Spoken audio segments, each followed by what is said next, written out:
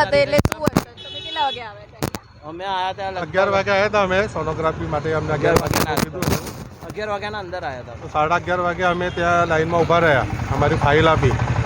અત્યારે હું એક અડધા કલાકમાં પૂછવા જાઉં છું ને કે અમારો નંબર કેટલા વાગે આવશે, તો કે તમારો નંબર આવે એટલે તમે બહાર બેસો, તમને આવાજ મારીશું. હવે 3 વાગવા આવે જે અત્યાર સુધી અમારું નંબરનું ઠેકાણું નથી. આ ભાઈની તબિયત ખરાબ થઈ ગઈ. છેલ્લે શું મેસેજ આપ્યો આ લોકોએ કે જાઓ તમારે અહીં રોકાવું હોય તો રોકાવો, નહીં તો બહારથી તમે કરાવી લો. તો અમે બહાર જઈએ છીએ સોનોગ્રાફી કરવા માટે. અમે કઈ બી મૂકીને અમારું જે છે એ તો અમે કરવાનું છે. તકલીફ છે તો પછી ઈલાજ કરીશું. બહુ બેદરકારી ચાલે છે. સ્ટાફ બહુ ખરાબ છે. ડોક્ટરો સારા છે પણ સ્ટાફ બહુ બેદરકારી. ડોક્ટરોને કંઈ કહેશો તો ડોક્ટરને ખબર પડશે. ડોક્ટર બચારા લખી આપે છે પણ સ્ટાફ જાણે કે આખી SMS એમની જ છે. વાંધો નહીં, રાખો. ચલો વાંધો. થેન્ક જોઈ શકો છો કે કેટલી બેદરકારી દાખવવામાં આવી રહી છે. ગરીબ દર્દીઓ અહીંયા ઈલાજ કરાવવા આવે છે, તેમને અડધો દિવસ ઊભા રાખી છતાં પણ ઈલાજ થતો નથી. અને સોનોગ્રાફી માટે આ ભાઈ 11 વાગ્યાથી આવ્યા હતા, અત્યારે 4 વાગવા આવ્યા પણ અત્યારે કોઈ જ મતલબ એ લોકોને સારો જવાબ આપવામાં આવ્યો નથી. અને તેઓને એવું કહી દેવામાં આવ્યું છે કે તમે પ્રાઇવેટ હોસ્પિટલમાંથી સારવાર કરાવી શકો છો. તો આ શું તંત્રનો જવાબ છે? આ રીતે તંત્ર દર્દીઓ સાથે વર્તન કરી શકે? આ રીતનું જો બેદરકારી દાખવવી હોય તો આ રીતની ચેરિટેબલ ટ્રસ્ટ ખોલી મતલબ છે નહીં. દવાખાનું બંધ, પ્રાઇવેટાઇઝેશન કરી દેવું જોઈએ, પ્રાઇવેટ હોસ્પિટલ બનાવી દેવી જોઈએ. અને જો દર્દીઓને આ રીતે જ તકલીફ પડતી હોય, આ રીતે સારવાર આપવામાં બેદરકારી, તો જોઈને કોઈના જીવનું કોઈ મૂલ્ય જ નથી, કોઈના જીવનું કોઈ કિંમત જ નથી. એ રીતેની વર્તન થયું.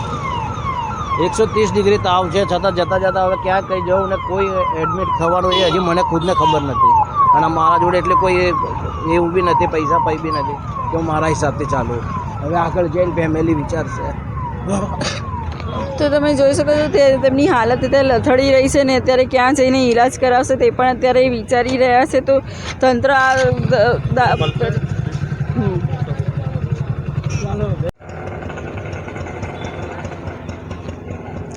નમસ્કાર દર્શક મિત્રો, પ્રજા અહેવાલ ન્યૂઝમાં આપનું સ્વાગત છે.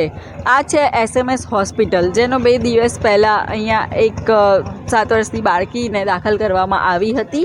જેનું કારણ હતું કે આ જે મેડિકલ અમે તમને બતાવી મેડિકલમાંથી તેમને જે પ્રિસ્ક્રિપ્શન લખીને આપ્યું હતું એ દવા ના આપતા બીજી હાઈ ડોઝની ઊંઘની દવા આપી દેતા બાળકીની તબિયત, અને જેના કારણે બાળકીને અહીંયા તાત્કાલિક દાખલ કરવામાં આવી હતી અને પછી ICUમાં રાખવામાં આવી હતી. ICUમાં 2 દિવસની સારવાર બાદ તબિયત સારી થતાં ડિસ્ચાર્જ આવ્યો હતો.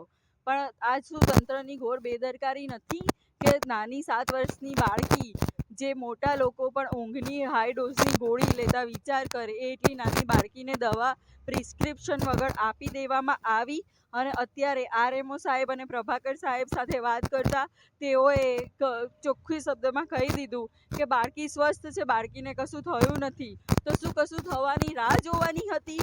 શું બાળકીના જીવના જોખમનું કોઈને કોઈ પરવા જ નથી? આટલી બધી તંત્રની ઘોર બેદરકારી છતાં પણ RMO આપણને વ્યવસ્થિત જવાબ આપી રહ્યા નથી, પ્રભાકર સાહેબ પણ વ્યવસ્થિત જવાબ આપી રહ્યા નથી. અને ન્યૂઝમાં આપણને બાઈ ટપ્પાની ચોખ્ખી ના પાડી દીધી એમણે. અને એવું કહે છે કે બાળકી સ્વસ્થ છે અને બાળકીને રજા આપી દેવામાં આવી છે. તો શું જે ગરીબો અહીંયા સારવાર લેવા આવે છે તેમના જીવનું જોખમનું જવાબદારી કોણ લેશે?